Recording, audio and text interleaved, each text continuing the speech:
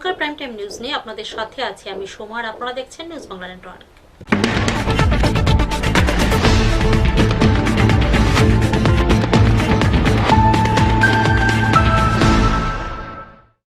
খবর এখন বিস্তারিত। বৃহস্পতিবার রাজ্যের মুখ্য সচিব মনোজ কুমার এক বিবৃতিতে জানিয়েছেন, রাজ্যের কন্টেইনমেন্ট জোনের বাইরে 1/3 দোকান খোলা রাখা যাবে। এই সিদ্ধান্তকে সামনে রেখে ধর্মনগর ব্যবসায়ী সংঘের সাথে জরুরি বৈঠক করলেন মহকুমা শাসক কমলেশ ধর।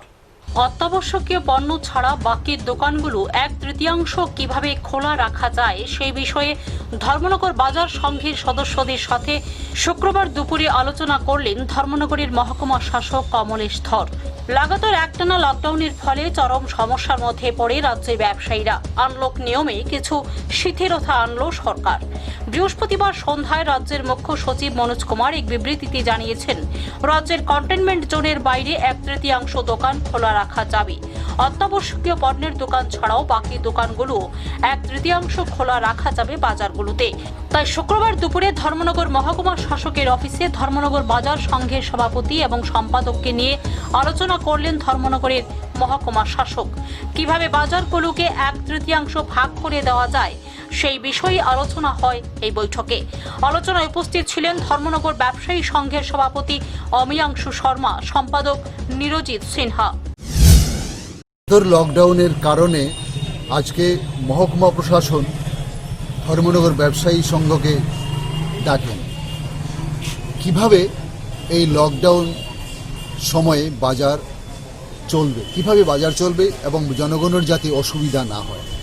গত 25 তারিখ যখন লকডাউন ঘোষণা হয় তখনও ঠিক এইভাবে রাজ্য সরকার যে একটা নির্দেশ জারি করে রেখেছেন তথা আমাদের রাজ্যের মুখ্যমন্ত্রী বিপ্লব কুমার দেব যে একটা নির্দেশ জারি করে রেখেছেন রাজ্যের মানুষের যাতে কোনো অসুবিধা না হয় তার জন্য বাজার এলাকায় বা শহরের যে কোনো জায়গায় দোকান আছে মল ছাড়া অন্যান্য জায়গায় 30% দোকান যাতে খোলা থাকে, কোনো মানুষ যাতে কোনো নিত্য প্রয়োজনীয় জিনিসের অভাব বোধ না করেন সেই কথাকে লক্ষ্য রেখে আমরা তখন থেকেই ধর্মনগর শহরকে 30% সঠিকভাবে না করে ধর্মনগর শহরকে আমরা 3 ভাগে ভাগ করে নিই। যে 3 ভাগের মধ্যে নিত্য প্রয়োজনীয় জিনিস প্রত্যেকটি ভাগে আছে এবং প্রত্যেকটি মানুষ যাতে খুব সহজে পেতে পারেন। তারপর আবারও যখন রাজ্যের মুখ্য সচিব যে নির্দেশিকা জারি করেন সেটাকে আবার গতকাল সেটা মডিফিকেশন করেন, সেটাকে অনেকটা শিথিল করে দেন। শিথিল করে দেওয়ার কারণে আজকে সকালবেলা এইমাত্র ধর্মনগরের মহকুমা শাসক মহাশয় ধর্মনগর ব্যবসায়ী সংঘকে ডাকেন এটাকে কিভাবে মেনটেইন করা যায়। সেই মোতাবেক আমরা মহকুমা শাসকের অফিসে আসি এবং ওনার সাথে বিস্তারিত কথাবার্তা হয়। উনিও আহ্বান রাখেন যাতে সাধারণ মানুষের কোনো অসুবিধা না হয়। আমরাও সেখানে কথা দিয়ে এসেছি যে ধর্মনগরকে মোটামুটি 3 ভাগে ভাগ করে আমরা সমানতালে ব্যবসা যাতে সবাই করতে পারে, সবাই সুযোগ পায়, সাধারণ মানুষ জিনিসের জন্য অভাব বোধ না করে সেটাকে লক্ষ্য রেখে আমরা কিছুক্ষণের মধ্যেই ওনাকে 3টি ভাগে কোন দিন খোলা থাকবে, মানে আজকে যে ভাগটা খোলা থাকবে আগামী 2 দিন সেটা বন্ধ থাকবে, কালকে যেটা থাকবে তারপর দিন 2টো ভাগ বন্ধ থাকবে, সেই রকম করে আমরা ওনার কাছে সেই লিস্টটা এনে দিয়ে যাব। ধর্মনগর থেকে বিকাশ ভট্টাচার্যের রিপোর্ট, নিউজ বাংলা। খোদ পঞ্চায়েত অফিসে সদলীয় পঞ্চায়েত সদস্যদের হাতাহাতিতে উত্তপ্ত হয়ে উঠল কৈলাসহরের শ্রীনাথপুর গ্রাম পঞ্চায়েত। পরিস্থিতি নিয়ন্ত্রণে বিশাল পুলিশ বাহিনী সহ মাঠে নামতে হয়েছে 2 ডিসিএমকে। সভা চলাকালীন এই ধরনের ঘটনাকে ভালো চোখে নিচ্ছেন না আমজনতা। ঊনকোটি জেলার কৈলাসহর মহকুমার গৌরনগর ব্লকের অধীনে রয়েছে 13 আসন বিশিষ্ট শ্রীনাথপুর গ্রাম পঞ্চায়েত। গত পঞ্চায়েত নির্বাচনে বিজেপি 6টি, সিপিআইএম 5টি এবং কংগ্রেস 2টি আসনে জয়লাভ করেছিল। কোনো দলই সংখ্যাগরিষ্ঠ না হওয়ায় প্রথমে কংগ্রেস এবং সিপিআইএম মিলে পঞ্চায়েত গঠন করেছিল, কিন্তু 1.5 মাস অতিক্রান্ত হওয়ার পর নিজেদের মধ্যে মনোমালিন্য হওয়ায় পঞ্চায়েত ভেঙে গিয়ে বিজেপি দলের 4 সদস্য এবং সিপিআইএম দলের 4 সদস্য মিলে মোট 8 জন সদস্যরা পঞ্চায়েত গঠন করেন। এই 8 জনের মধ্যে সিপিআইএম দলের তোয়াকুল আলী প্রধান নির্বাচিত হয়েছিলেন এবং বিজেপি দলের মুজিব আলী উপপ্রধান হিসেবে নির্বাচিত হন। কিন্তু তার কিছুদিন পর পঞ্চায়েত ফের ভেঙে যায়। প্রধান তোয়াকুল আলী সহ 8 জন সদস্য ত্রিপুরা হাইকোর্টে মামলা করেন। মহামান্য হাইকোর্ট বলে দেন যে হাইকোর্টের ফাইনাল আদেশ ঘোষণা না হওয়া পর্যন্ত তোয়াকুল আলীকে পঞ্চায়েতের প্রধান রেখে পঞ্চায়েতের কাজ চালিয়ে যাওয়ার জন্য। আদালত গৌরনগর ব্লকের ভিডিওকে লিখিত এই আদেশ দিয়ে জানিয়ে দেন। ভিডিও এই আদেশ পেয়ে পঞ্চায়েত সচিবকে গত জুন মাসেই পঞ্চায়েত বডির মিটিং ডেকে পঞ্চায়েতের বিভিন্ন কাজ করার কথা বলার পর সচিব জুন মাস থেকে 7 আগস্ট অবধি 4 বার মিটিং ডাকলেও প্রথম 3 বার আসেননি পঞ্চায়েতের 3 সদস্য। সবাই মিটিংয়ে না আসায় মিটিং হয়নি। অবশেষে 7 আগস্ট মিটিংয়ে 13 জন সদস্য আসেন এবং যথারীতি মিটিং শুরু হয়। মিটিং শুরুর প্রথমেই সিপিআইএম দলের পঞ্চায়েত সদস্য হবিবউদ্দিন এবং বিজেপি দলের পঞ্চায়েত সদস্য ইউনুস আলী দুজনই পঞ্চায়েত সচিবকে প্রশ্ন করেন সভার সভাপতি কে। উত্তরে পঞ্চায়েত সচিব বলেন বিডিওর আদেশ মূলে প্রধান তোয়াকুল আলী সভার সভাপতি। এই কথা শুনে হবিবউদ্দিন তার দলেরই সদস্যকে দুবার মারার জন্য উদ্যত হন। পাশাপাশি বিজেপি দলের সদস্য ইউনুস আলীও তার দলের সদস্যা রীনা শুক্লবৈদ্যকে মারার জন্য উদ্যত হন। পরিস্থিতি উত্তপ্ত হয়ে উঠে সঙ্গে সঙ্গে খবর দেওয়া হয় ইরানি থানায়। খবর পেয়ে ইরানি থানা থেকে এবং কৈলাসহর থানা থেকে প্রচুর পুলিশ ঘটনাস্থলে পৌঁছন। কৈলাসহর এসডিএম অফিস থেকে 2 ডিসিএম তাপস সিনহা এবং রূপক ভট্টাচার্য ঘটনাস্থলে পৌঁছন। সঙ্গে সঙ্গে পঞ্চায়েত বডির সভা স্থগিত করে দেওয়া হয় বলে জানান তাপস সিনহা। সিনাতপুর পঞ্চায়েতে তাদের পঞ্চায়েত অফিসে মানে তাদেরকে বডির মিটিং চলছিল। বডি মিটিং আছে, বডি মিটিংয়ে তাদের মধ্যে কি সমস্যা নেই, এটা আলোচনা বাইরে হয়েছে, এটাতে সমস্যা হয়েছে কেন মানে একটা অংশ কি প্রধান মানতেছে না বা হাইকোর্টের অর্ডার কি মানতেছে না, এরকম কোনো অভিযোগ? মানতাছে না কিছু না, তারা হলো কি আছে কাগজ আছে কি না আছে এটা দেখাও। হাইকোর্ট রায় কি দিয়েছে স্যার, বাকি স্টেট দিয়েছে? হাইকোর্টে আমার কাছে কোনো কপি নাই, ঈশ্বর আমি জানি না। তবে তারা আমরা এখানে মেইনলি আইসি, এখানে উত্তেজনা সরাইতেছে, এটা তোমরা দেখো। উত্তেজনাটা কি বিষয় নিয়ে? পঞ্চায়েতের মিটিংয়ে বা ইয়েতে যা করা হইতেছে এইভাবে আর কি। তো এখানে দেখলাম তাহলে আলোচনা অল মেম্বার্স আসছিল, তারা ঠিক আছে। মিটিং কি শেষ পর্যন্ত হয়েছে কমপ্লিট? তারা কি ব্যাপার এই মানে তারা এখানে মিটিং আজকে স্থগিত রাখা বা ইয়ে করা, তখন দেখা হলো তারা সবাই মানছে ঠিক আছে আজকে যদি তাদের একটু উত্তেজনা হয়েছে বা হয়েছে আজ মিটিং স্থগিত রাখবে, পরবর্তী সময় তারা মিটিং করবে। আজকে কি স্থগিত রাখা হয়েছে মিটিং? তারা স্থগিত রাখবে। এদিনের এই ঘটনা সম্পর্কে বলতে গিয়ে তোয়াকুল আলী স্বীকার করেন সদলীয় পঞ্চায়েত সদস্য হবিবউদ্দিনের দ্বারা উনি লাঞ্ছিত এবং অপমানিত হয়েছেন, এমনকি প্রাণনাশেরও হুমকি দিয়েছেন বলে জানান তোয়াকুল আলী। হিসাবে আসি এখানে পরপর আমাদেরকে 3টা চিঠি দেওয়া হয়েছে মিটিংয়ের। তো যাই হোক প্রথম 2টা মিটিংয়ে এখানে 8 জনের যে বডি আমরা আছি 8 জন উপস্থিত হয়েছি, কিন্তু 5 জন যারা আছে এখানে সিপিএম দলের 1 জন এবং কংগ্রেস দলের 2 জন, বিজেপি দলের 2 জন, তারা কোনো এখানে উপস্থিত হয়নি। এ কারণে মিটিংটা বিডিও স্যার পরবর্তী সময় পিছাইয়া 30/7 মিটিংয়ের চিঠি ইস্যু করা হয়েছে। আজকে 7 তারিখ এই মিটিংয়ের ডেট ছিল। আজকে সবাই 13 জন মেম্বার উপস্থিত হয়েছে, কিন্তু দেখা যাইতেছে এখানে মিটিংয়ের মধ্যে আমি সিপিএম দল থেকে নির্বাচিত, আমাদেরকে বিডিও স্যার অ্যাকসেপ্ট করেছে, আমার প্রধান হিসাবে আছে বলে এখানে ঘোষণা দিয়ে তিনি মিটিং ডাকাইছে। পঞ্চায়েত সচিব এই চিঠি দিয়েছে, কিন্তু এখানে 5 জন আমার দলের হবিবউদ্দিন তাই নিয়ে প্রধান হিসাবে আমার মানিয়ে নিতেছে না, কংগ্রেস দলের 2 জন এবং বিজেপি দলের 2 জন, এখানে তারা 5 জনে প্রধান হিসাবে মানতেছে না। কিন্তু বিডিও স্যার বারবার কইতেছে ওনারা প্রধান হিসাবে রয়েছে, হাইকোর্টের স্টে অর্ডার আছে, বরং সে পঞ্চায়েত মিটিংয়ের মধ্যে ওনারা আমাকে প্রাণে মারার হুমকি দিচ্ছে এবং এটা উত্তেজনা করেছে ভিতরের মধ্যে, যাতে আমি পঞ্চায়েত মিটিং করতে না পারি, আগামী দিন যাতে মিটিংয়ে না আসতে পারে, এরকম একটা ভূমিকা নিয়েছে।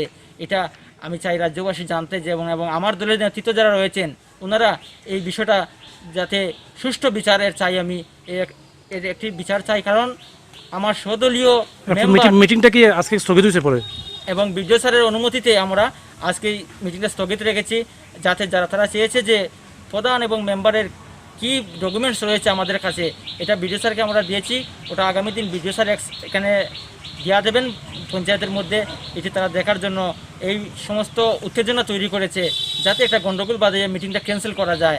তো এটি আমরা চাই যে আগামী দিন ওই সমস্ত কাগজ নিয়ে মিটিংটি কার্যকরী করব। আর এই হিসাবে আজকে মিটিংটা স্থগিত রাখা হয়েছে। আপনি কোন দলের পঞ্চায়েত সদস্য? আমি সিপিআইএম দলের পঞ্চায়েত সদস্য। তো আপনারা যারা আজকে আপনি যে কথাটা কইলেন যে আপনার সদলীয় মেম্বার, আপনার দলের কারা কারা আপনারা আক্রমণ করার চেষ্টা করছেন? আমার দলের পঞ্চায়েতেরই সদস্য হবিবুদ্দিন, তিনি ভিতরে আমাকে, যাতে আমি প্রধান হিসাবে এখানে কোনো কাগজ আমার কাছে নাই, বিডিও স্যারের কথা তিনি গ্রহণ করতেছেন না, হাইকোর্টের স্টে অর্ডার মানতেছেন না, তিনি বলছেন না এখানে মিটিং করতে পারবেন না, আমার দিকে হুমকি নিয়ে আইতাছে। তো আপনি এই বিষয়টা আপনার দলের যে সদলীয় যে সদস্য আপনার হুমকি দিতেছে, এটা কি আপনার দলটা জানাইছেন? আমি দলকে এখনো জানাইনি, এখনই আমরা যেহেতু বাইরেছি এখান থাকিয়া, তাই আমি এখনই দলের কাছে আমি জানিয়ে দেব। পরবর্তী সময় যদি এর সুস্থ বিচার না পাই, তাহলে আমরা এলাকার জনগণ সহ আমরা অন্য চিন্তাধারণা করবো আগামী দিন। কৈলাসহর থেকে দাবাশির দত্তের রিপোর্ট, নিউজ বাংলা। নেশা করার জন্য ইলেকট্রিক বিলের টাকা মদ ব্যবসায়ীদের হাতে দিয়ে দিল ধর্মনগরের দুর্গাপুর এলাকার জনৈক নেশাগ্রস্ত মোহাম্মদ সৈয়দ মিয়া। বিষয়টি জানতে পেরে মদ ব্যবসায়ীর কাছে টাকা চাইতে গিয়ে আক্রান্ত মোহাম্মদ সৈয়দ মিয়ার স্ত্রী সহ পুত্রেরা। অভিযোগ পাল্টা অভিযোগে উত্তপ্ত কামেশ্বর এলাকা। বৃহস্পতিবার রাত আনুমানিক 8:30 নাগাদ ধর্মনগর কামেশ্বর এলাকায় মিন্টু শুক্লবৈদ্য এবং পিন্টু শুক্লবৈদ্য নামে দুই যুবকের সাথে ধর্মনগর রাজবাড়ী দুর্গাপুর এলাকার মোহাম্মদ সৈয়দ মিয়ার স্ত্রী এবং পুত্রদের মধ্যে সংঘর্ষ ঘটে। দুপক্ষে লাঠি ঝাঁটা সহ ধারালো অস্ত্র নিয়ে সংঘর্ষে লিপ্ত হন। এই সংঘর্ষে একটি মারুতি অল্ট্রো গাড়িও ভাঙচুর করা হয়। এদিকে কামেশ্বরের বাসিন্দা পিন্টু শুক্লবৈদ্য জানিয়েছেন, আচমকাই রাত 8:30 নাগাদ মহিলা তার পুত্রদের সহ তাদের উপর ধারালো অস্ত্র দিয়ে আঘাত করতে আসলে তারা প্রাণে বাঁচতে চিৎকার শুরু করেন। তাদের চিৎকার শুনে এলাকাবাসী দৌড়ে এসে তাদের বাঁচায়। তখনই উত্তেজিত এলাকাবাসী আক্রমণকারীদের আনা গাড়িটি ভাঙচুর করেন। অপরদিকে আহত মহিলা জানান, কামেশ্বরের এই পিন্টু এবং মিন্টু দীর্ঘদিন যাবৎ অবৈধ মদের কারবারের সাথে জড়িত। এই মহিলার স্বামী মোহাম্মদ সৈয়দ মিয়া প্রতিনিয়ত তাদের বাড়িতে এসে মদ সেবন করেন। বৃহস্পতিবার মহিলার বাড়ি ইলেকট্রিক বিল দেওয়ার জন্য বন্ধন ব্যাংক থেকে 10,000 টাকা ধার নিয়েছিলেন। মহিলার স্বামী তা জানতে পেরে গোপনে সেই 10,000 টাকা নিয়ে কামেশ্বরের পিন্টুর বাড়িতে মদ খেতে এসে সেই টাকা দিয়ে যান। মহিলা তা জানতে পেরে তাদের কাছে সেই 10,000 টাকা চাইতে গেলে পিন্টু সহ বেশ কয়েকজন মিলে মহিলা এবং মহিলার পুত্রের উপর আক্রমণ করেন। এই ঘটনা জানতে পেরে মহিলার পুত্রের এক বন্ধু আহত মহিলাকে হাসপাতালে নিয়ে যাওয়ার উদ্দেশ্যে এলে কামেশ্বরের স্থানীয় জনগণ তাকেও মারধর করে তার গাড়ি ভাঙচুর করে। এভাবেই বৃহস্পতিবার রাতে এই ঘটনাকে কেন্দ্র করে অভিযোগের উপর পাল্টা অভিযোগ করতে থাকে। তবে পুলিশ তদন্তে নেমেছে। অনুমান করা হচ্ছে ঘটনার পেছনে গভীর কোনো রহস্য রয়েছে। এখন দেখার বিষয় পুলিশি তদন্তে কি রহস্য বেরিয়ে আসে।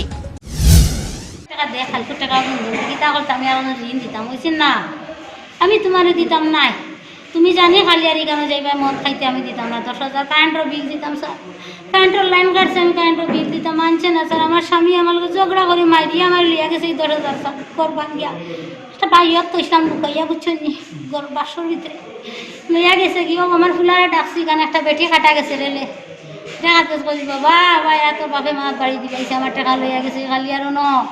ও আমার ফুলারটা লইয়া গেছি, আমরা সিঙ্গল ভাবে খেয়েও না, খালি মা ফুয়া যাওয়ার লগে খালি কইছে খালিয়া খেলে, আমি তো চিনি না বাইর দেখি রে আমার টাকা 10,000 বেটা লইয়া আইছে তার বাপে ওগুনটা দিলা রে ভাই। আমি কারেন্টের বিল দিতাম, আমি গরিব মানুষ, আমার খেয়েও নাই রে বা দেখ বড় কষ্ট করি বন্ধন লইছি লইয়া তুই যে কারেন্টের বিল দিতাম করিয়া তুই দিলে আমারও কয় বাঙ্গাল বেটি আইছে বাংলাদেশ তুমি মায়ের করতো এই লাঠি দে দা কইয়াও দা বা করছে, আমার লাঠি বা করছে 4-5টা বা করিয়া তারা কয়েকটা আইসেন যারা ইয়া মোর কাপড় উপর ছিঁড়লাইছেন, এদিকের কাপড় ছিঁড়া স্যার, আমার রাস্তা পিছন দিকের কাপড় ছিঁড়া স্যার, আর একলা আমার ফুলা স্যার।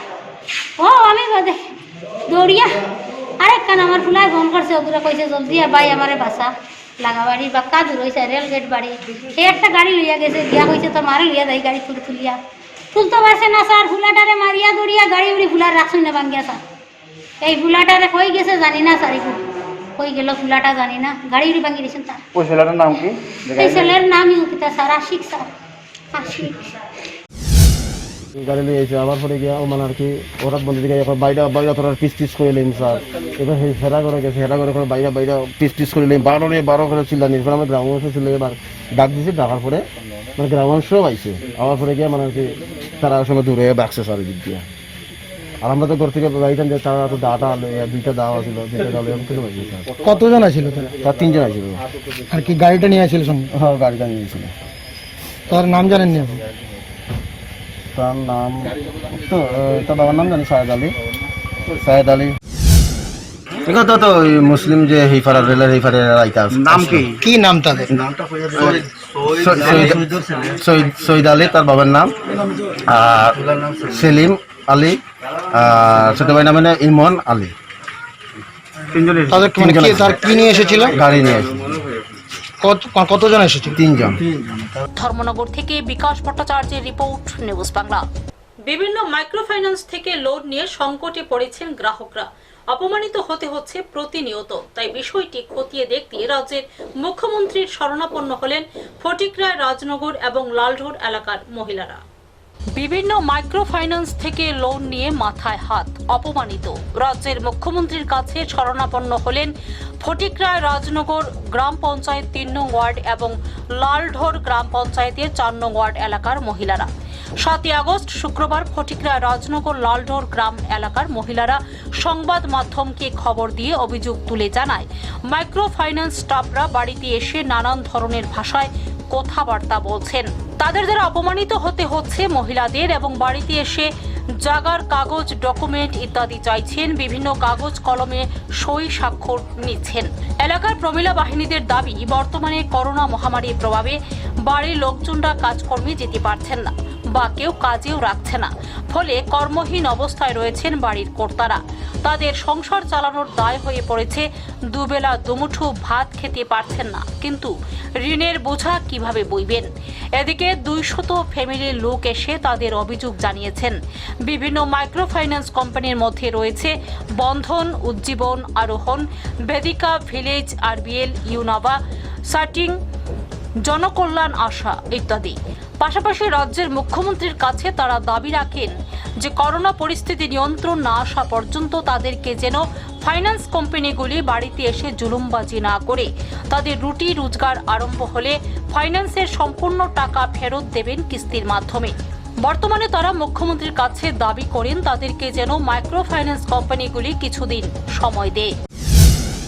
আমরা বিভিন্ন জায়গা থেকে বিভিন্ন ধরনের লোন বিভিন্ন মানুষে আমরা লইছি। এখন আমরা যে এই লোনটা আমরা দিতাম, আমরা খুব অবস্থা কাইলা, কারণ এই মহামারীর অবস্থায় আমরা করোনা ঢুকছে, করোনা ঢুকাতে গিয়ে বিভিন্ন ধরনের কিংবা আমরা বাড়ির পাশেও এরকম করোনা ঢুকছে, আজকে কালকে এরকম পরিবর্তন নিয়ে আমরা রাস্তাত বইতেছি। তারা বিভিন্ন জায়গা থেকে যে লোন লইছে, এখন তারা এখানে আইয়া তারা আমরা হুমকি দেয়, কয় তোমরা লোন দেও, সকালে আয় যদি তারা বিকালে যায়, আনলে কইব তারা আইনের আশ্রয় লইব, প্রশাসন লই আইব, আইয়া লোন নিব, কিবা তারা বিভিন্ন ধরনের তারা আমরা ডর দেখায়, কই এটা আমরা জানি না আগে নিচো। এখন তো আমরা কইছি যে আমরা দিমু, আমরা লইছি, আমরা কেমনি আমরা নিজেই খাইতে পারি না, পোলা পান্তি রেখা পাইতে পারি না, আমরা কিভাবে আমরা লোন দেখুন, আমরা দেওয়ার মতো কোনো সংস্থা নাই। এখন আমরা সময় দেব, কাজকর্ম লাগুক, মহামারী শেষ হোক, তারপরে আমরা সব লোন দিতাম আসতাম। আমরা একদিন আগে কিবা দিমু, একদিন পরে, 2 দিন পরে আমরা দিমু, আমরা লোন দিমু, ঠিক আছে, কিন্তু এখন আমরা দেওয়ার মতন আমরা কোনো সংস্থা নাই। এটাই আমি এরপরে দিয়া আবার তারা কই এটা যদি না দেও তাইলে তোমরা আধার কার্ড দেও, কিবা তোমরা জায়গার কাগজ দেও, আমরা জায়গার কাগজ লইয়া যাই, তারা চাই আমরা বাড়িঘর সব প্রুফ করিয়া তারা লইয়া যাইতে পারে।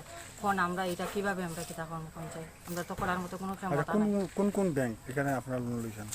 এইটা যেমন কেউ লইছে আরওয়ান, কেউ লইছে বন্ধন, যেমন আমি যে কইছি আমিও বন্ধন লইছি, কিবা আরওয়ান লইছি, আগে তো লোয়ার সময় লইছি, এটা ভাবছি না যে এরকম উজ্জীবন লইছি, এটা ভাবছি না যে এইভাবে যেন আমার এইরকম হইব, সবাই এইরকম অবস্থা। রাস্তার মধ্যে আমরা এখন বোয়াত, আমরা এক বেলা আমরা ভাত খাইতে পারি না, এমন অবস্থা, কোনো কাজ কর্ম নাই, কিছু নাই।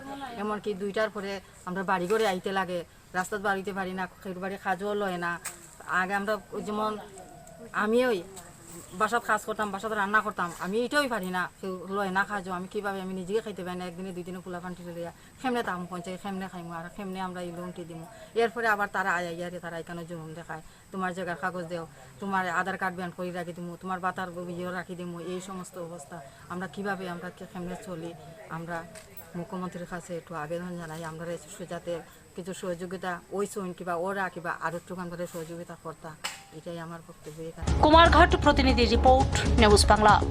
ছেলের মৃত্যুর 7 মাস অতিক্রান্ত হলেও ছেলের জমানো টাকা ফিরে পেল না তার পরিবার। রাজ্যের তরুণ প্রতিভাবান ক্রিকেট খেলোয়াড় মৃত Mithun Debbarma Chrome technique network private limited নামক একটি বাণিজ্যিক সংস্থায় 8 লক্ষ টাকা জমিয়েছিলেন। ওনার মৃত্যুর পর কোম্পানি চেক পাঠালেও তা কোনো কাজে লাগেনি। State bank of India Bishalgarh শাখা কর্তৃপক্ষ জানান চেক বাউন্স হয়ে গেছে, ফলে দিশেহারা হয়ে পড়েছেন মিঠুনের পরিবার। অনুশীলন চলাকালে হৃদরোগে আক্রান্ত হয়ে খেলার মাঠে মৃত্যু হয়েছিল তরুণ প্রতিভাবান রাজ্য দলের ক্রিকেট খেলোয়াড় মিঠুন দেববর্মার। যদিও এই মৃত্যু নিয়ে সংশয় প্রকাশ করেছেন তার আত্মীয় পরিজনরা। গত বছরের 3রা ডিসেম্বর রাজধানীর এমবিবি স্টেডিয়ামে অনুশীলন চলাকালে হৃদরোগে আক্রান্ত হয়ে মিঠুনকে সঙ্গে সঙ্গে জিবি হাসপাতালে নিয়ে গেলে মৃত বলে ঘোষণা করেন চিকিৎসকরা। তার বাড়ি বিশালগড় লস্কর চৌমনি এলাকায়। বিশালগড়বাসী তাকে অভি বলে ডাকত। ক্রিকেট খেলায় দারুণ দক্ষতা ছিল তার। গরিব পরিবারের সন্তান, এক ভাই বিকলাঙ্গ, বাবা অর্ধরোগা, কোনো কাজ করতে পারেন না, সংসার সম্পূর্ণ অচল। বাবা অবসরপ্রাপ্ত হোমগার্ড কর্মী। আর্থিকভাবে সংসারের অবস্থা দুর্বল হওয়া সত্ত্বেও নানা কৌশলে পেট, বেট, হেলমেট জোগাড় করে খেলার আরও দারুণভাবে মনোনিবেশ করে স্থানীয় এক কোচের তত্ত্বাবধানে অনুশীলন করত মিঠুন। পেল সফলতা, ডাক পেলেন রাজ্য দলে। কয়েকটি ম্যাচ খেলার পর অনুশীলন অবস্থায় মৃত্যু হয় তার। মৃত্যুর 1.5 বছর আগে ক্রোম টেকনি নেটওয়ার্ক প্রাইভেট লিমিটেড নামে একটি বাণিজ্যিক সংস্থার সাথে যুক্ত ছিল মিঠুন। এটি একটি ইন্টারনেট কোম্পানি। মিঠুনের মৃত্যুর 4 দিন পূর্বে সংশ্লিষ্ট কোম্পানির সিইও তথা ফাউন্ডার পাল বিলিগ্রহাম রিয়াং একে একে তাকে কোম্পানির নামে 3টি চেক দেন। মিঠুনের সেই কোম্পানিতে তার 8 লক্ষ টাকা ছিল, সেগুলি দিয়ে দেওয়া হয় চেকের মাধ্যমে 3 লক্ষ, 2 লক্ষ এবং 3 লক্ষ টাকা চেক হিসাবে। কিন্তু মিঠুনের মৃত্যুর পর কয়েক মাস পর তার মা Namita Debbarma Bishalgarh state bank of India টাকা আনতে গেলে সব জানিয়ে দেন সবকটি চেক বাউন্স হয়ে গেছে। পরে কোম্পানির সাথে যোগাযোগ করতে গেলে আজ নয় কাল তাদের প্রতিনিয়ত হয়রানি করে যাচ্ছে। একদিকে ছেলেকে হারিয়ে অন্যদিকে টাকার শোকে দিশেহারা মিঠুনের পরিবার। এখন প্রশাসনের হস্তক্ষেপ চাইছেন মিঠুনের পরিবার। আপনার কি নাম? আমার নাম নমিতা রানী দেববর্মা। আপনার ছেলের নাম? মিঠুন দেববর্মা। মিঠুন কি করতো? ক্রিকেট খেলতো। তো আপনার ছেলের এই চেক নিয়ে কি ঝামেলা? আমার ছেলে মরণের 2 দিন আগে চেকটি জমা দিয়ে গেছে। তারপরে মরার পরে আমি কিছুদিন পরে স্টেট ব্যাংকে গেছি পরে আমার কাছে চেকটি বাউন্স হয়ে গেছিল। আমার চেকটি আবার রিটার্ন ফিরে দিয়েছি। এখানে মোট কত লক্ষ টাকা চেক ছিল? এখন কয়টা চেক ছিল? 3টা চেক। 3টে চেকে টাকা ছিল কত? একটা 3 লাখ, একটা 2 লাখ আর একটা 2 লাখ। স্টেট ব্যাংকে যাওনে স্যার কি বলেছেন আপনাকে? স্যার বলেছে চেকটি বাউন্স হয়ে গেছে, মানে বাদ গেছে গা, আপনি গিয়া অফিসে যোগাযোগ করেন। মানে এরপরে আপনি কোনো টাকা পাওয়ার জন্য কোনো কিছু চেষ্টা করেছিলেন? কোথাও গিয়েছিলেন? চেষ্টা করছি, আমি অফিসে গিয়ে তারা পাইছি না, বুঝাবুঝি গেছিলাম, গিয়ে দেখি তারা অফিস থেকে উঠে গেছে গা। এরপরে খোঁজ করলাম বদ্ধ, আমি আর। বিশালগড় প্রতিনিধি রিপোর্ট, নিউজ বাংলা। অসমের লোয়ারপোয়া কানমুন আন্তঃরাজ্য সড়কের বেহাল দশা, ঝুঁকি নিয়ে চলাচল করছে যানবাহন। জনদুর্ভোগ চরমে, সমস্যা নিরসনে বিধায়ক কৃষ্ণেন্দু পালের হস্তক্ষেপ কামনা করছেন স্থানীয়রা। লোয়ারপোয়া কানমুন আন্তঃরাজ্য সংযোগকারী গ্রামীণ পূর্ত সড়কটি বর্তমান সময়ে বেহাল হয়ে পড়েছে। বর্ষা এবং ভারী যানবাহনের যুগলবন্দির দখল সইতে না পেরে সড়কের বুকে সৃষ্টি হয়েছে অসংখ্য বড় বড় গর্তের। ফলে রোড দিয়ে যানবাহন চলাচল সহ পায়ে হেঁটে চলা দুষ্কর হয়ে উঠেছে। নির্মাণের 1.5 বছরের মাথায় সড়কের স্থানে স্থানে পুকুর সম গর্ত হওয়াতে নির্মাণ সংস্থা বিন্নি কনস্ট্রাকশন গ্রুপের কাজের গুণগত মান নিয়েও প্রশ্ন তুলতে শুরু করেছেন স্থানীয় ভুক্তভোগীরা। এই সড়কটির উপর যেমন এলাকার প্রায় 40,000 জনগণের ভরসা, অন্যদিকে এই সড়কটি অসম, মিজোরাম সহ ত্রিপুরা রাজ্যের মধ্যেও সংযোগ বহন করে চলেছে। স্থানীয়রা জানান, বিগত কংগ্রেস আমলে এই পথ দিয়ে জনগণকে পায়ে হেঁটে চলাচল করতেও কষ্ট হতো। তখন বছরে 6 মাস সড়কটি প্রায় বন্ধই থাকত। পরে বিজেপি বিধায়ক কৃষ্ণেন্দু পাল নির্বাচিত হবার পর তিনি সড়কটি সরাইয়ে হাল ধরেন। ওনার তত্ত্বাবধানে সড়কটিকে নতুন করে তৈরি করা হয়, কিন্তু নির্মাণের মাত্র বছর 1.5 মাথায় এই সড়কটি ফের বেহাল দশা ধরায় অনেকে নানা প্রশ্ন তুলতে শুরু করেছেন। এক্ষুনি যদি সড়কটি সংস্কার না করা হয় তাহলে সড়কটি ফের পূর্বের ন্যায় রূপান্তরিত হবে। ফলে পূর্বের ন্যায় কষ্টভোগ করতে হবে বৃহত্তর এলাকার কটামনি, নাগরা, রাঙামাটি, ঝেরঝেরি, মানিকবন্ধ, বালিপিপলা, বাজারে ছড়া, শিবিরগুল, মেদলি, ইচাবিল সহ লোয়ার পোয়াবাসীকে। সমস্যা নিরসনে এলাকার জনগণ বিধায়ক কৃষ্ণেন্দু পালের হস্তক্ষেপ কামনা করেছেন।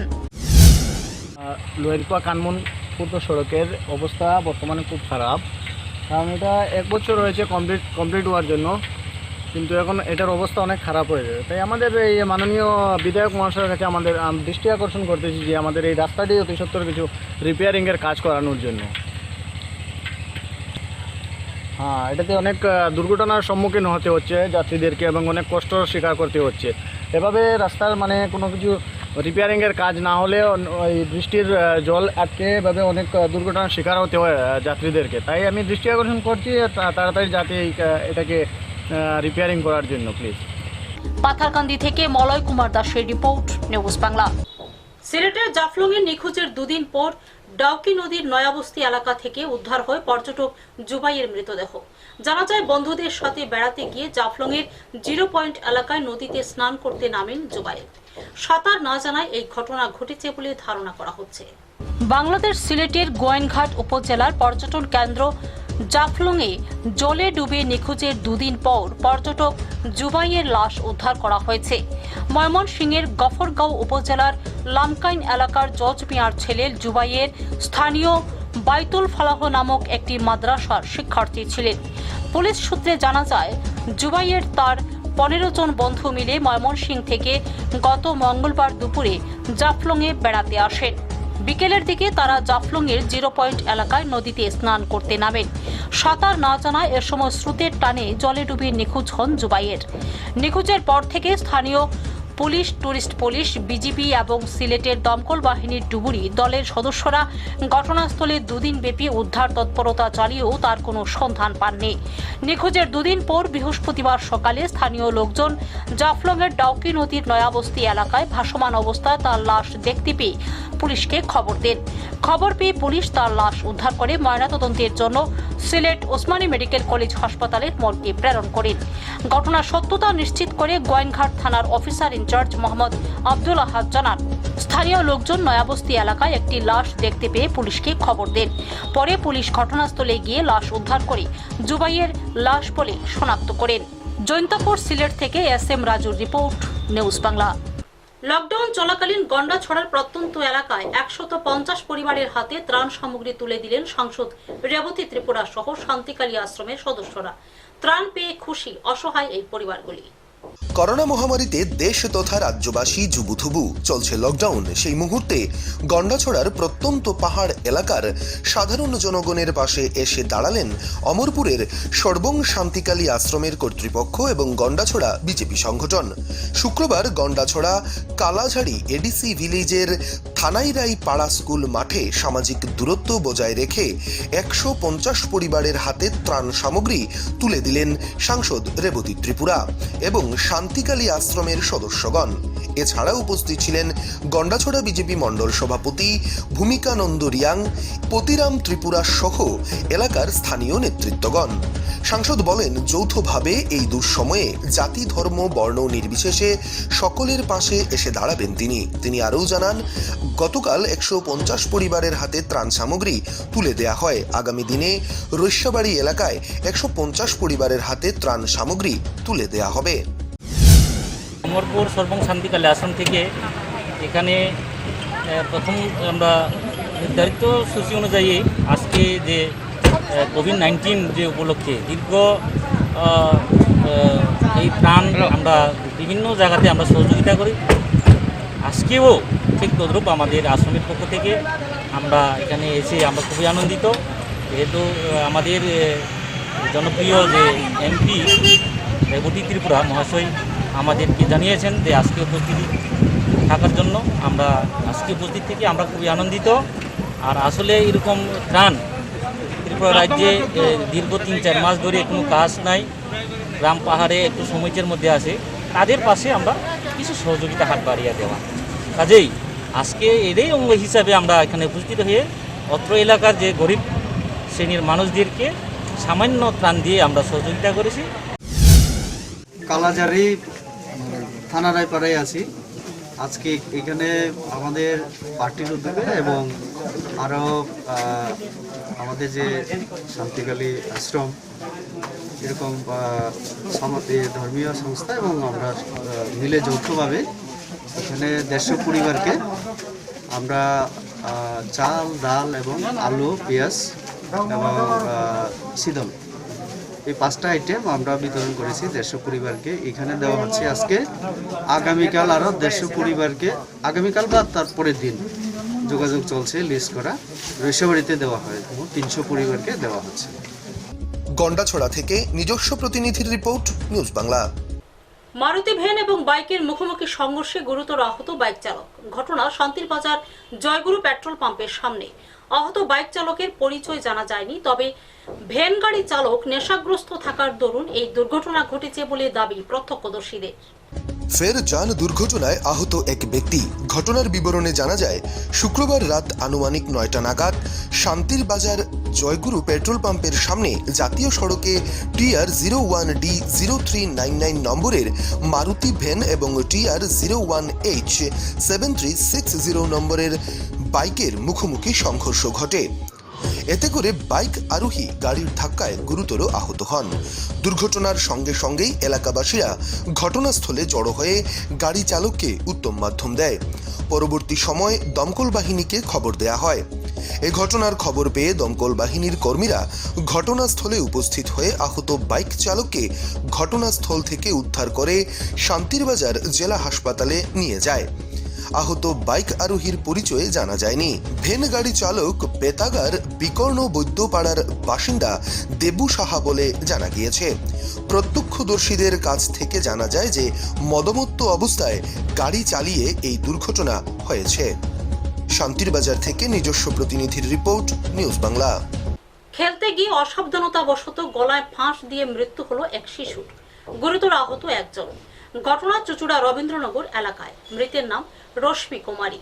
এই ঘটনায় এলাকা জুড়ে শোকের ছায়া নেমে আসে। খেলতে গিয়ে গলায় ফাঁস দিয়ে মৃত্যু এক শিশুর, আহত আরও এক। মৃতের নাম রশ্মি কুমারী। ঘটনা পশ্চিমবাংলার চুচুড়ার রবীন্দ্রনগর এলাকার। স্থানীয় সূত্রে জানা গিয়েছে যে ভাই বোন ঘরে খেলা করতে করতে গলায় ফাঁস লেগে যায় ওনার। এই খবর রবীন্দ্রনগর এলাকায় ছড়িয়ে পড়লে স্থানীয়রা ছুটে আসে এবং তাদেরকে চুচুড়া হাসপাতালে নিয়ে যাবার পর মেয়েটির মৃত্যু হয় এবং ছেলেটিকে আহত অবস্থায় কলকাতায় স্থানান্তরিত করা হয়েছে। হয়েছে কি করে হলো? কে খেলা করছিল ঘরে, খেলা করতে করতে ঘটেছিল। আচ্ছা, কখন হয়েছে? এই তো 2টোর সময় হয়েছে। আচ্ছা, কয়জনের? একটা ছেলে ছিল, একটা মেয়ে ছিল। আচ্ছা, আরেকজন যে সে কোথায়? ওইটা বাড়িতে আছে। আচ্ছা, মানে 3 বছরের আছে ওইটা। আচ্ছা, মানে দুজনের কি এরকম হয়েছে? দুজনেই খেলা করছিল। একটা এ পড়ে গেছে খাট দিয়ে মনে হয়, দেখো না কপালে। হুগলি থেকে বিশ্বজিৎ মণ্ডলের রিপোর্ট, নিউজ বাংলা।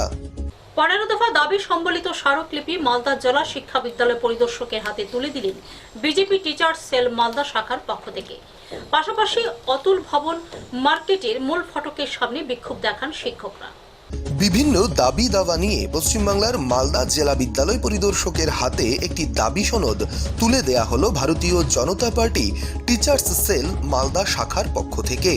শুক্রবার এই মর্মে মালদা শহরের অতুলচন্দ্র মার্কেটের শিক্ষা ভবনের মূল ফটকের সামনে কিছুক্ষণ বিক্ষোভ প্রদর্শন করেন সংগঠনের নেতাকর্মীরা। এরপরই 15 দফার একটি দাবি সনদ জেলা বিদ্যালয় পরিদর্শকের হাতে তুলে দেয়া হয়।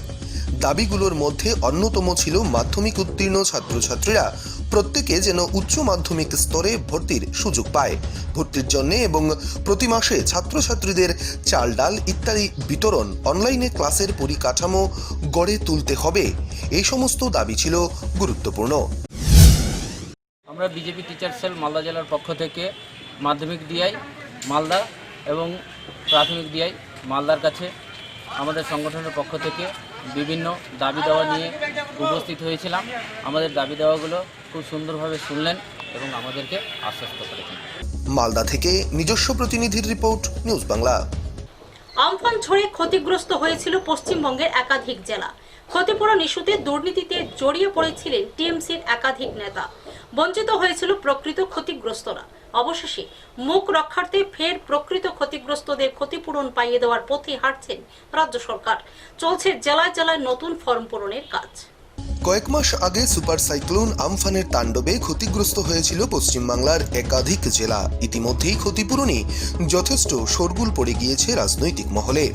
আমফান ক্ষতিগ্রস্ত নিয়ে দুর্নীতিতে নাম জড়িয়েছিল শাসক দলের একাধিক নেতার।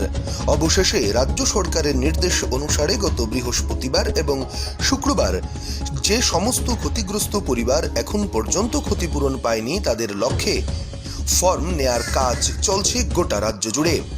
পূর্ব মেদিনীপুর জেলার কোলাঘাট এলাকায় আমফানের তাণ্ডবে যেসব পরিবার ক্ষতিগ্রস্ত হয়েছিল তারা পুনরায় ক্ষতিপূরণের জন্য আবেদন করতে পারবে। তবে স্বাস্থ্যবিধি মেনে যাতে এই সমস্ত প্রক্রিয়া চলে সে লক্ষ্যেই ব্লকের প্রত্যেকটি অঞ্চল নাম দিয়ে তৈরি করা হয়েছে বক্স, যার মধ্যে এই অঞ্চলের ক্ষতিগ্রস্ত পরিবার আবেদনপত্র জমা দিতে পারবে। তাছাড়াও তৈরি করা হয়েছে ওয়েবসাইট, যার মাধ্যমে বাড়িতে বসে আবেদন করতে পারবে এই ওয়েবসাইটের মাধ্যমে। তবে তদন্ত কমিটির দ্বারা তদন্ত প্রক্রিয়ার পর ক্ষতিপূরণ পাবে আবেদনকারীরা, এমনটাই জানা যায় ব্লক প্রশাসনের তরফ থেকে। গত 1 তারিখে ডিপার্টমেন্ট বিপর্যয় মোকাবিলার ডিপার্টমেন্ট একটা অর্ডার করেছে যে 6 এবং 7 যে সমস্ত লোকদের আমফানে এখনো পর্যন্ত অ্যাপ্লিকেশন দেয়নি বা দিতে পারেনি তাদের জন্য ক্যাম্প মোডে এখন অ্যাপ্লিকেশনটা জমা নেওয়া হচ্ছে।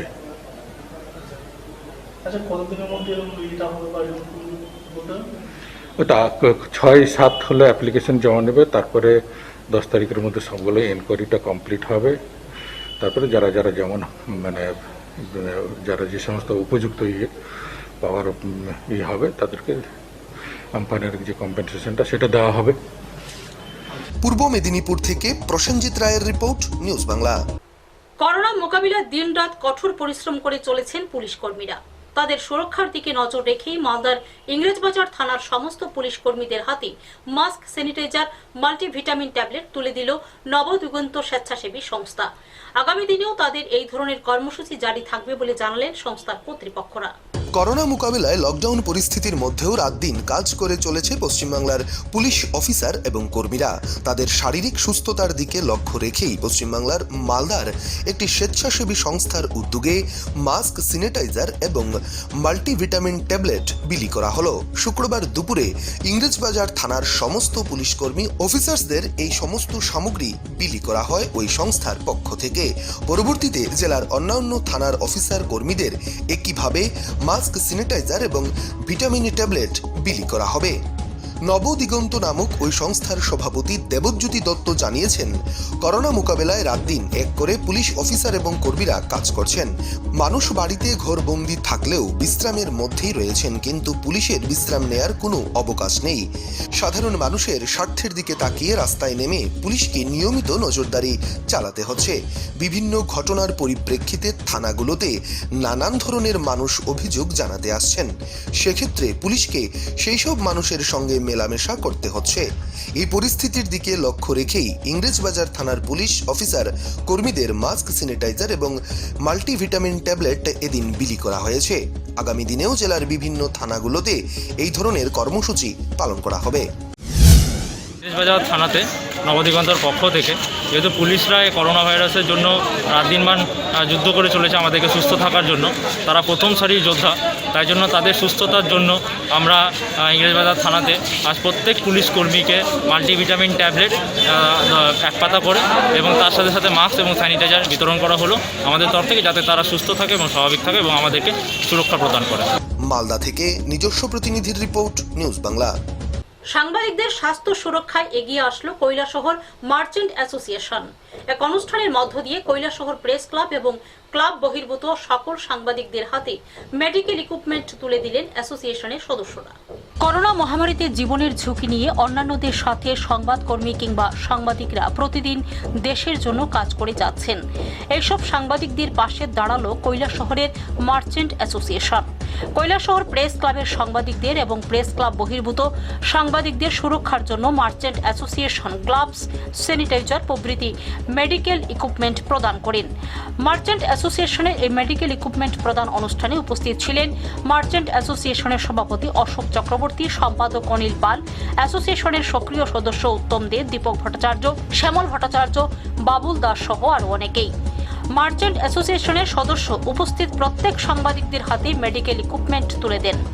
বর্তমানে মহামারীর সময়ে সাংবাদিকদের পাশে দাঁড়ানো এই মার্চেন্ট অ্যাসোসিয়েশনকে ধন্যবাদ এবং সাধুবাদ জানান কৈলাসহরের সাংবাদিকরা।